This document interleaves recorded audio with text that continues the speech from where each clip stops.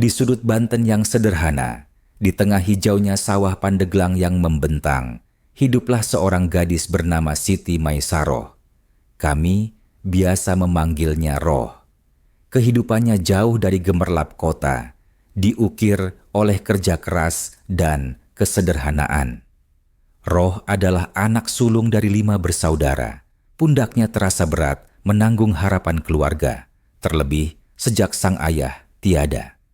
Ayahnya, tulang punggung keluarga, telah lama berpulang, direnggut takdir saat jatuh dari pohon kelapa yang menjulang, meninggalkan luka dan tanggung jawab besar bagi Roh dan ibunya. Sang ibu, seorang wanita tangguh, hanya seorang buruh tani, tenaganya diperas bumi, namun hasilnya tak seberapa, sekedar cukup untuk menyambung napas dari hari ke hari. Kata mewah hanyalah dongeng pengantar tidur bagi mereka. Sejak kecil, Roh sudah terbiasa hidup keras.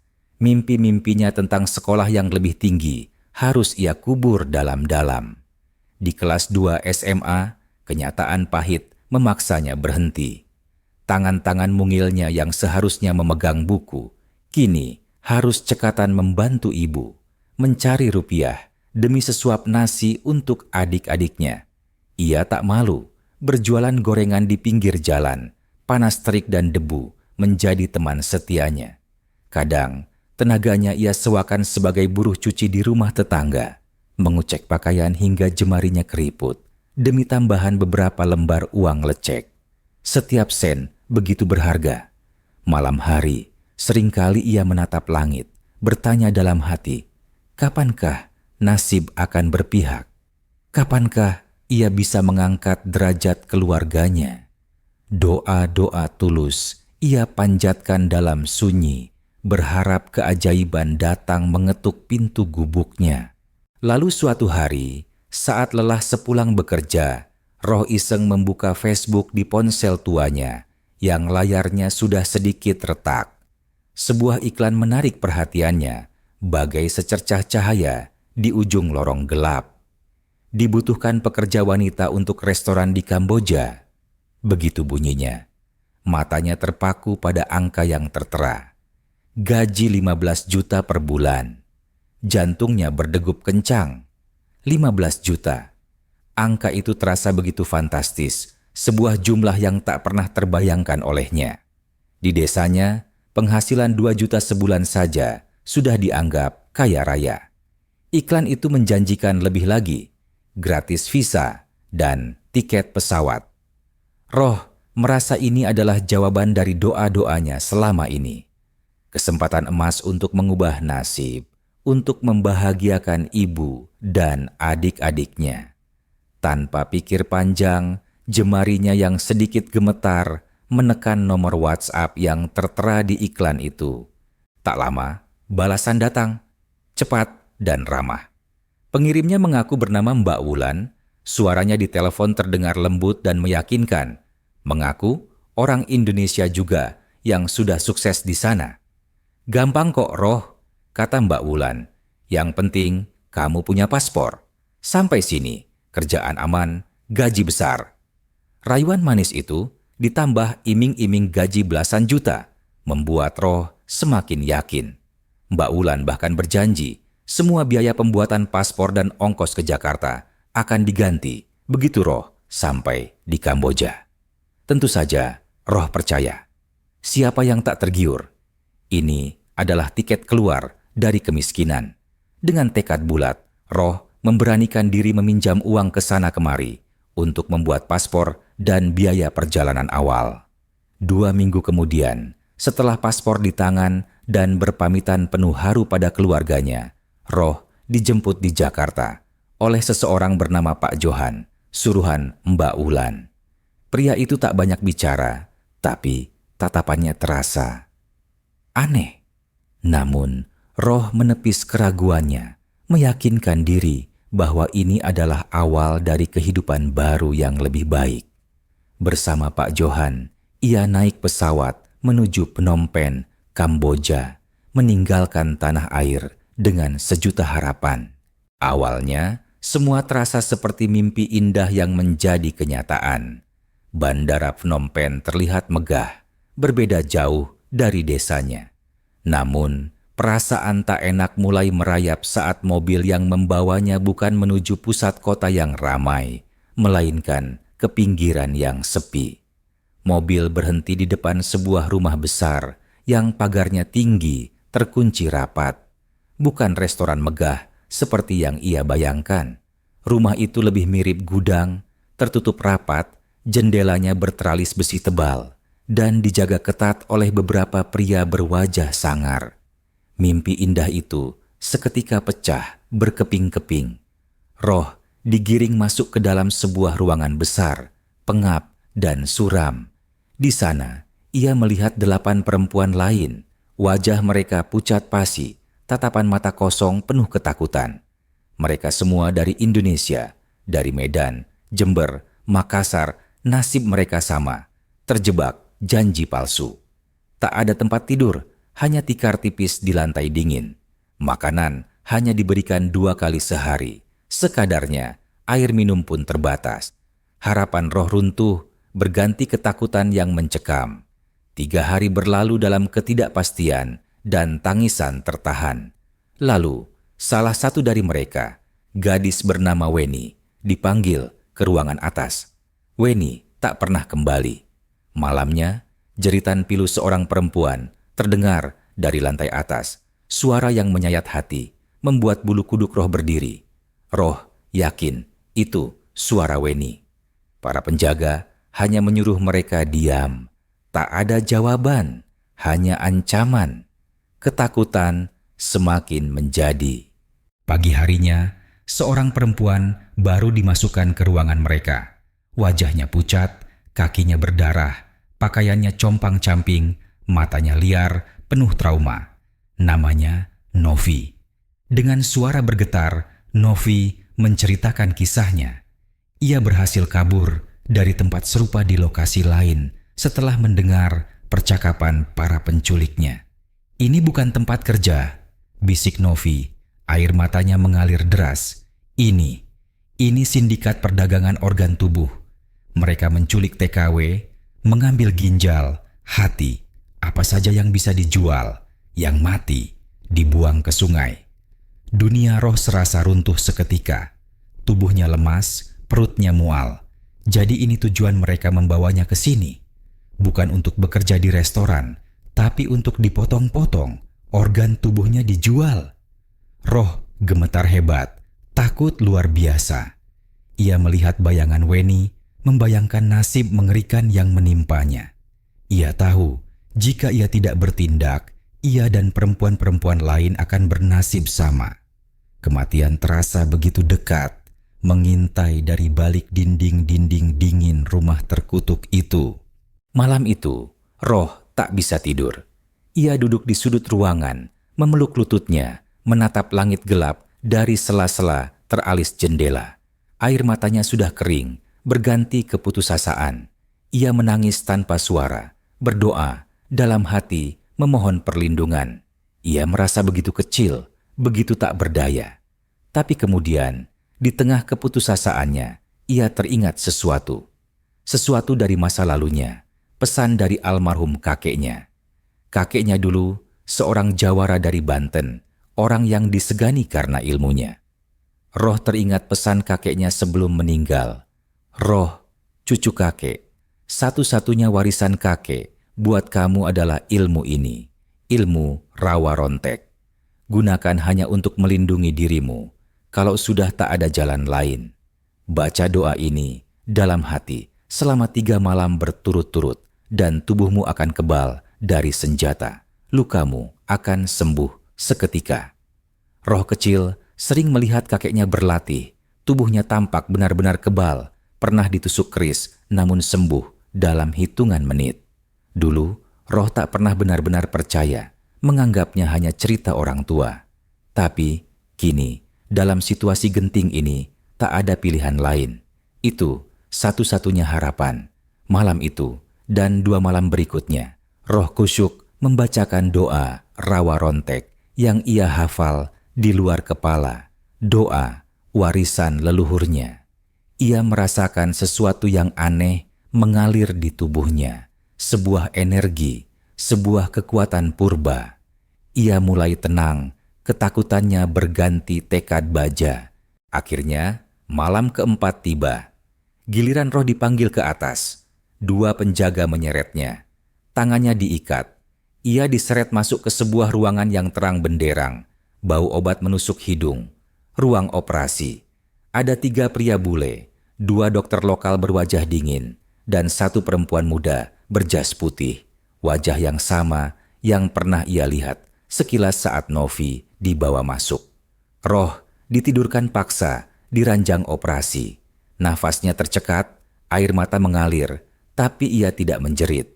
Ia hanya terus membaca doa dalam hati. Salah satu dokter mendekat, menusukkan jarum bius ke lengannya. Tapi sesuatu yang aneh terjadi. Jarum itu patah. Dokter itu terkejut, mencoba lagi dengan jarum lain. Jarum itu melengkung seperti menabrak baja. "Why is it not working? What the hell?" teriak salah satu bule. Panik. Roh membuka matanya. Dokter perempuan berjas putih itu mendekat dengan pisau bedah. Saat pisau itu menyentuh kulit perutnya, terdengar suara kling. Keras, seperti besi menabrak batu. Pisau itu tak mampu melukai kulitnya, bahkan sedikit tergores. Para dokter dan bule itu mundur ketakutan. Seketika, Roh merasakan kekuatan luar biasa melonjak dalam dirinya. Tali yang mengikat tangannya putus dengan sendirinya. Ia bangkit, melompat dari ranjang operasi. "Jangan sentuh tubuhku," teriaknya lantang, suaranya menggema penuh amarah. "Aku bukan barang dagangan kalian." Dengan kekuatan rawa rontek, tubuhnya terasa ringan. Ia menendang meja besi berisi peralatan operasi. Meja itu terlempar menghantam 2 penjaga hingga tersungkur. Salah satu dokter panik, mengambil pistol dan menembak dada Roh dari jarak dekat. Dor! Tapi Roh tak bergeming. Peluru itu mental. Dadanya hanya terasa hangat sesaat.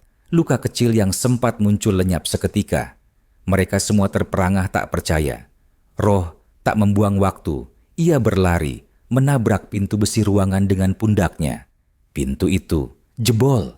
Ia kembali ke ruangan bawah, membebaskan semua perempuan yang masih hidup. "Ayo lari!" teriaknya. Bersama-sama, mereka berlari keluar dari rumah neraka itu, menembus malam. Penjaga mencoba menembak, tapi semua peluru mental dari tubuh Roh yang melindungi mereka. Alarm berbunyi nyaring. Mereka terus berlari hingga menemukan jalan raya. Sebuah truk besar melintas. Roh nekat menghadang truk itu dengan tubuhnya sendiri. Supir truk mengerem mendadak, ketakutan. "Tolong, kami diculik, bawa kami ke polisi," teriak Roh. Sang supir, seorang warga lokal, melihat kondisi mereka yang menyedihkan, langsung paham dan mengangguk. Mereka semua naik ke bak truk, selamat. Mereka dibawa ke kantor polisi terdekat, lalu dipindahkan ke shelter perlindungan WNI di KBRI Phnom Penh. Kisah penyelamatan dramatis itu menyebar luas, meski beberapa media lokal hanya berani menulis berita samar, tak percaya bagaimana seorang TKW biasa bisa melawan penjaga bersenjata. Roh dan 7 perempuan lainnya masih syok berat, tapi setidaknya mereka selamat. Di kantor polisi, polisi lokal sempat heran melihat tubuh Roh yang tak terluka sedikit pun, meski ada laporan tembakan. "Tuhan lindungi saya." Hanya itu jawaban Roh. Ia tak ingin menyebut soal ilmu rawa rontek. Belum saatnya. Ia bersyukur masih diberi hidup kedua. Weni, meski terluka parah karena ginjalnya sudah diambil, berhasil diselamatkan dan dirawat intensif. 2 bulan kemudian, Roh dan korban lainnya dipulangkan ke Indonesia. Roh disambut seperti pahlawan, tapi ia tak ingin ketenaran. Ia hanya ingin hidup tenang. Weni, yang sudah pulih, meski harus hidup dengan 1 ginjal, kini tinggal bersamanya di Pandeglang. Kadang mereka duduk di tepi sawah, memandang langit, bersyukur atas kesempatan kedua. Tapi cerita ini belum selesai. Jauh di dalam hati Roh, api dendam masih menyala, bukan hanya untuk dirinya, tapi untuk Weni dan semua korban yang tak terhitung jumlahnya. Sindikat ini bukan hanya satu rumah itu, mereka tersebar di berbagai negara. Beberapa hari kemudian, seorang petugas dari Interpol datang menemuinya. "Siti Maisaroh," katanya, "kami tahu apa yang terjadi. Kami sudah lama mengintai sindikat ini. Mereka sangat berbahaya dan licin. Kami butuh saksi yang berani, yang bisa bantu kami menyusup. Kamu salah satunya." Petugas itu memperlihatkan foto-foto, wajah-wajah para dokter, penjaga, dan di salah satunya, wajah wanita berjas putih itu. "Dokter Ivana," kata petugas Interpol, "mastermind penjualan organ Asia Tenggara." Roh menggenggam foto itu erat, matanya menatap lurus. "Baik," katanya dingin, "bawa aku kemanapun dia berada." Roh bukan lagi hanya Siti Maisaroh, TKW asal Pandeglang. Ia telah berubah menjadi senjata. Interpol melatihnya secara intens, teknik penyamaran, membaca pola jaringan, dan yang paling penting, menyusup tanpa jejak. Tapi mereka tidak tahu, Roh sudah punya bekal jauh sebelum itu, ilmu rawa rontek. Misi pun dimulai. Sasarannya, markas utama sindikat di wilayah perbatasan Kamboja, Thailand, sebuah tempat yang dikenal sebagai klinik medis internasional, topeng dari fasilitas penyiksaan berdarah. Roh dikirim ke sana dengan identitas palsu sebagai TKW Filipina yang ingin menjual ginjalnya secara sukarela. Tujuannya hanya satu, masuk ke dalam markas itu, dan dari dalam ia akan membakar semuanya. Saat ia tiba, bangunan itu tampak bersih dan modern, dengan taman kecil dan satpam tersenyum di pintu depan. Tapi, begitu masuk, hawa dingin terasa. Suara langkah kaki menggema, suara monitor berbunyi ritmis, dan aroma kloroform yang menyengat menusuk hidung. Ia dipandu ke ruang isolasi. Kamera tersembunyi merekam semua sudut. Tapi, Roh tahu cara bergerak. Kuncinya sabar dan tenang, seperti saat ia dulu memasak di rumah majikan. 3 hari ia bertahan di sana, merekam semua sudut, menghafal jadwal. Malam keempat, saat listrik sengaja ia putuskan dengan alat kecil dari Interpol, Roh mulai bergerak. Mengenakan pakaian operasi yang ia ambil dari ruang peralatan, ia berjalan cepat menuju lantai 2, ruangan tempat donor paksa dilakukan. Di lorong sunyi, ia bertemu dia. Dokter Ivana. Mereka bertatapan. Ivana mengenalinya. Kamu seharusnya sudah mati," katanya lirih. Roh hanya menjawab pelan, "Dan kau seharusnya sudah dilupakan ibumu." Ivana berteriak memanggil penjaga, tapi Roh sudah bergerak lebih cepat. Tinju pertamanya mengenai rahang Ivana, membuatnya terjatuh. 2 penjaga masuk dari belakang. Salah satu mengacungkan senapan. Roh dihantam di punggung, tapi ia berdiri lagi. Tak terluka, hanya nyala dendam di dadanya. Pertarungan pun pecah. Suara gaduh membangunkan semua pasien di ruang karantina. Mereka mulai berteriak. Dalam kekacauan itu, Roh membuka satu persatu pintu ruangan, membebaskan mereka. Ada yang menangis, ada yang pingsan, tapi satu persatu mereka dibimbing keluar. Sementara di luar, tim Interpol yang sudah siaga menerobos masuk. Sirin meraung, suara tembakan terdengar riuh. Penjaga-penjaga lari tunggang langgang. Roh hanya fokus pada satu hal, menangkap Ivana. Ivana mencoba kabur ke basement, tapi Roh mengejarnya. Di sana, Ivana membuka lemari besi dan mengambil pistol. Tangannya gemetar, tapi matanya penuh kebencian. "Aku dokter, aku menyelamatkan orang dengan organ ini," teriaknya. "Tidak, kau monster, dan ini waktumu disembelih," balas Roh. Ivana menembak 2 kali, 3 kali, semua mental. Terakhir, Ivana mencoba lari, tapi Roh menangkapnya, mengikatnya dengan kabel medis, lalu mengangkatnya dan menyerahkannya ke tim Interpol yang menyerbu masuk. Hari itu, markas iblis runtuh.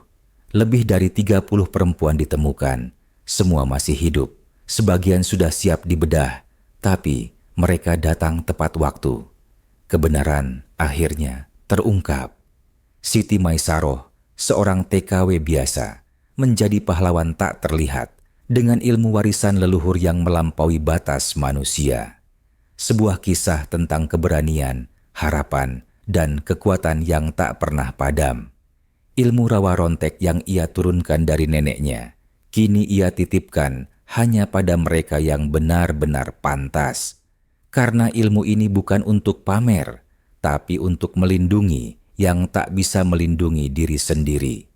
Dan jika suatu hari neraka itu datang lagi, roh tahu ia akan turun lebih dulu, sebelum mereka menyentuh tanah. Terima kasih telah menyaksikan perjalanan inspiratif ini. Jangan lupa untuk like, share, dan subscribe channel iCinema untuk cerita-cerita penuh inspirasi lainnya. Sampai jumpa di video berikutnya.